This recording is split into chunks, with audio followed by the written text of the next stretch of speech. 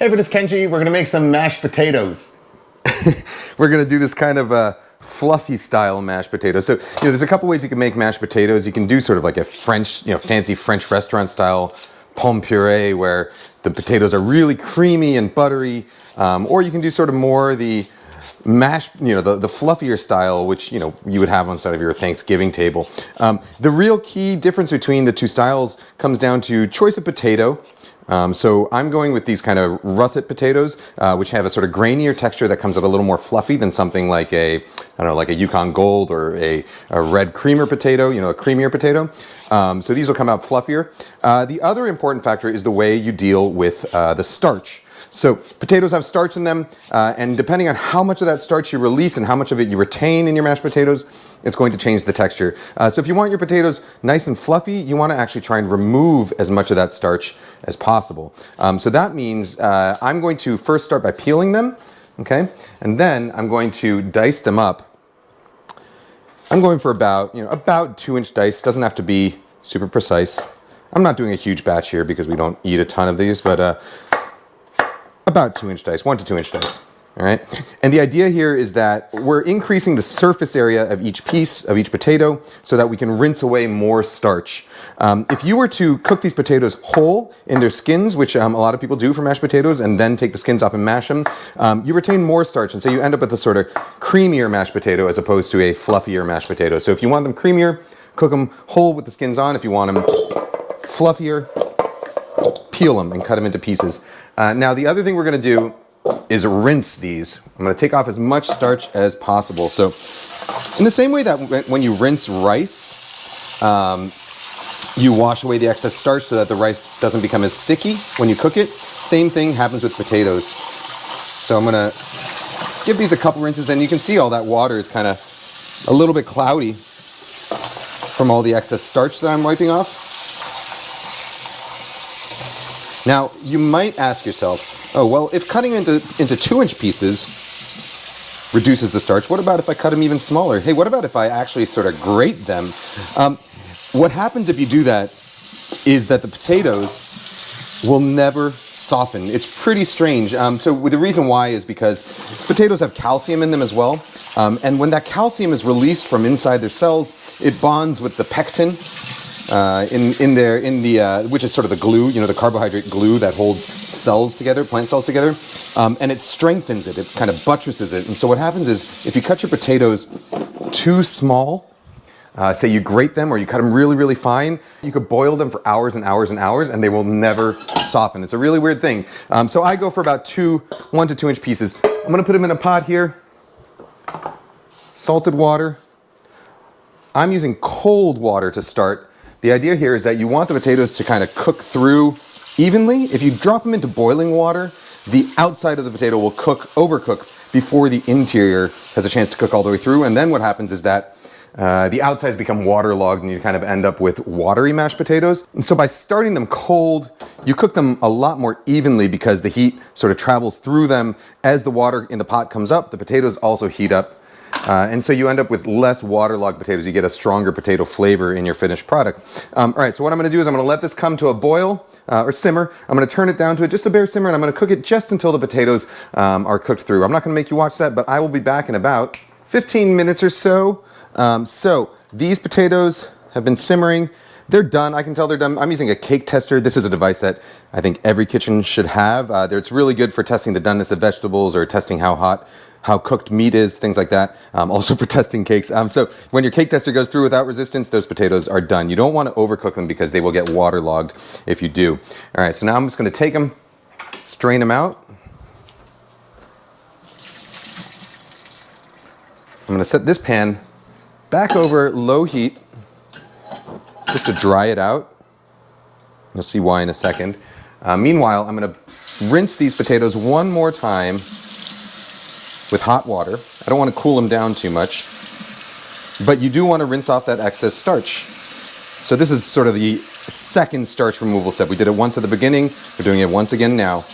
And now when you rinse them off like that, you are adding a little bit of extra water to the surface that is not going to evaporate properly. So what I do now is I put them back in this pot, give them a little shake, and that hot pot is going to allow some of that excess surface moisture to evaporate. So we'll let that sit for about 30 seconds. Meanwhile, I have over here, I have some butter. So a couple tablespoons of melted butter, along with some milk. You could use half and half, you can use heavy cream. This is just whole milk and butter, so probably about a cup of milk and about 4 tablespoons of butter. Of course, the richer you want your potatoes, the more fat you should add in there. So more butter, heavy cream instead of milk or what have you. All right, so we have 2 options now. We could just use something like this, a potato masher, and just go straight in the pot. Very easy, very simple way to do it. I'm going to use a ricer just because I prefer the kind of smoother texture that you get from using a potato ricer. A potato ricer essentially pushes potatoes through. So what it does is it separates all the potato cells without really rupturing too many of them, without releasing too much starch, which is really what you're trying to avoid. So the way you handle potatoes now after they've been cooked is the other sort of big determining factor in how starchy they're going to end up. So if you were to say, put this in a food processor, I don't know if you've ever tried doing that. I've tried doing it. If you put cooked potatoes in a food processor and whirl it around, you release so much starch that they turn almost into like glue. They turn into, you know, there's this recipe called pomme aligot, which are essentially like pureed potatoes that have a lot of cheese added to them to the point where they become really stretchy. You can get that sort of texture without any cheese at all if you put these in a food processor. They become almost like glue. Now, if you were to put them, say, into a stand mixer and whip them around, you can actually get them pretty nice and fluffy without rupturing too many of the cells. That's a good way to do it.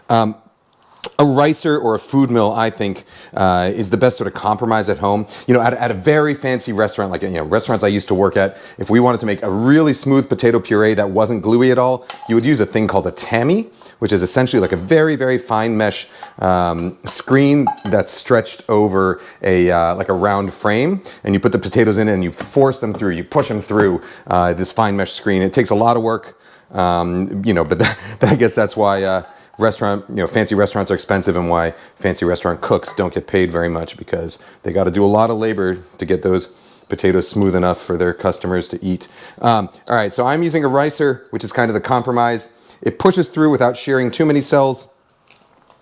So you get a really smooth potato puree that's not gluey in the slightest.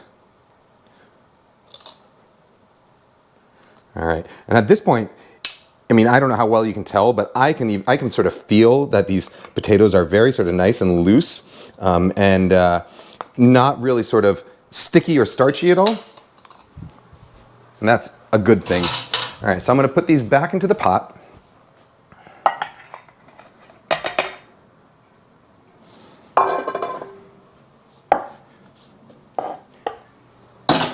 And I'm going to use a rubber spatula here. You don't want potatoes to cool, because what happens when they cool is that their starch retrogrades. So it's sort of what it does is it recrystallizes. And that's what sort of staling is. That's why mashed potatoes are never really as good the second day, because that starch retrogrades, recrystallizes, and then it becomes very difficult to get it smooth again.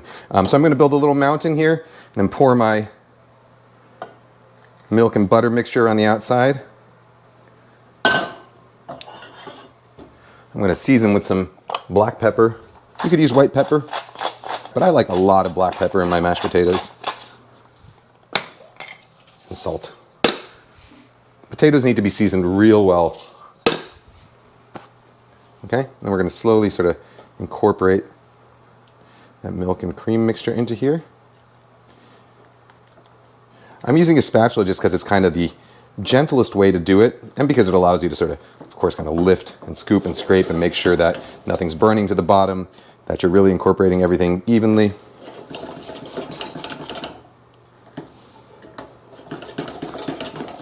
There we go. Light, fluffy. Let's give it a taste.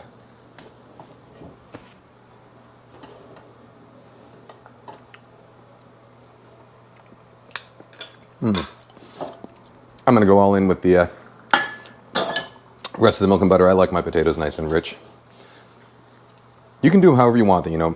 I know a lot of people don't like having all that excess butter, and they really like to sort of have the sort of drier texture of, you know, more pure potatoes. If you want to go sort of the whole 9 yards and make something like a, you know, like a pomme robuchon, you do equal parts butter and potato. That one you would almost definitely have to use a tammy to get the texture correct, and then you would slowly add cubes of butter one at a time, making sure that they emulsify into the potato mixture until you're about even parts potatoes and butter, and that is a, you know, sort of a very fancy, rich French way to do mashed potatoes. But I'm doing a sort of, you know, a compromise here. Yeah. All right. Now, one thing about potatoes is that, mashed potatoes, is that, you know, as I mentioned, they're best the day they're made, because once you cool them down, it becomes very difficult to reheat them and get that same sort of smooth, creamy texture. What you can do, though, is put them in a sealed bag, a silicone bag or a plastic bag, and then heat them up in a warm water bath the next day. And that's sort of the best way to reheat them, I find. You know, barring that, the microwave is a pretty good way because it heats through without sort of drying them out anymore. You can heat them through to the inside without drying them out too much. I'm gonna get my pat of butter there. I guess not just for presentation, it's because everybody likes to have that extra pat of butter. I think everybody does. I don't know. I don't speak for everybody. I speak for me. All right. Let's get our potatoes in there. These are seasoned nicely. I think I eyeballed the salt and pepper, but I eyeballed it just right this time. It was a little risky. I know I put a little, I was bordering on too much salt, and I was a little bit afraid that I might have put in a little bit too much, but then tasted it and it's okay. Usually I try and under-season at the beginning and sort of work my way up to the right level of seasoning. But I like to live dangerously. All right. Whoop. Let's get our pat of butter.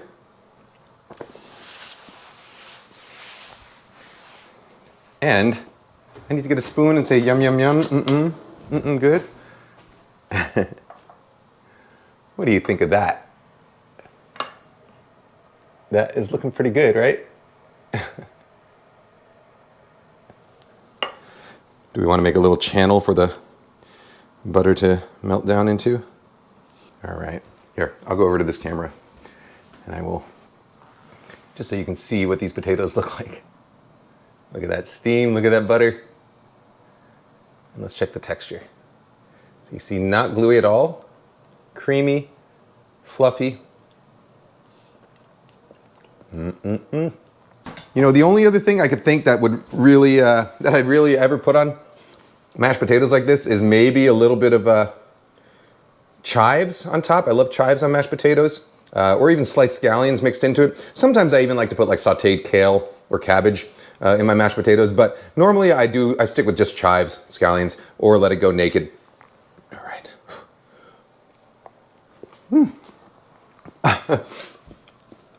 So good. All right. So the keys are cut them into pieces so that you can rinse off excess starch, rinse them under cool running water a couple times until all that starch goes clear. Cook them just until they're done. Start them in cold water. Cook them just until they're done. Don't overcook them so they don't get waterlogged. Rinse them one more time under hot running water. Put them back in the pot to let them dry out a little bit, the hot pot. And then add hot milk and melted butter, incorporate it all with a spatula, and that is how you get, oh, when you mash them, of course, sorry, when you mash them, you want to use a ricer or a food mill, and that is how you get the fluffiest mashed potatoes.